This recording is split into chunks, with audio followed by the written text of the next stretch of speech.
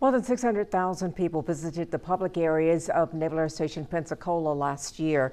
Now, each of them is required to have real ID and be real ID compliant in order to get on base, in part of an ongoing homeland security initiative aimed at reducing identity fraud and fighting terrorism.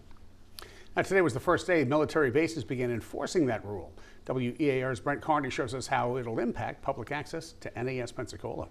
Navy security forces are enforcing Homeland Security's Real ID policy at the west gate of NAS Pensacola. It's been in place for almost a decade, and it's been a slow implementation.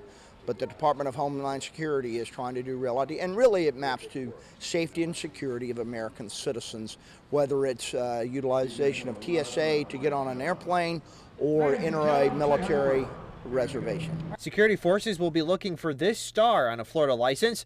This shows that the license is a real ID. Real IDs are a more secure form of identification.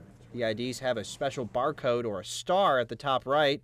This makes the license nearly impossible to duplicate. Do you think this will impact your numbers in any way? I don't. We were very fortunate last year in our first full year of visitation to have 605,000 people through the front door. We hope to exceed that this year. For those who made it on base for the Blue Angel practices, nothing appeared different.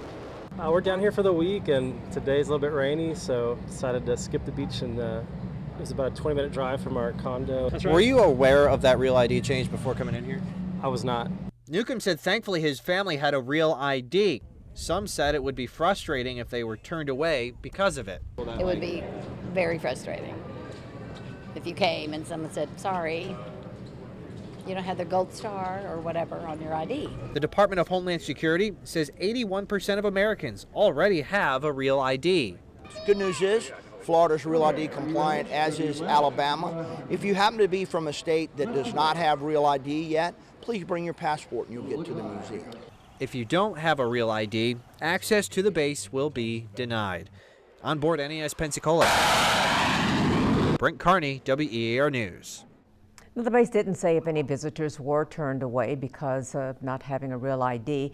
If you'd like to learn more about getting on board Naval Air Station Pensacola or seeing the Blue Angels, the base and the Naval Aviation Museum have all of that information readily available for you on their websites and social media accounts.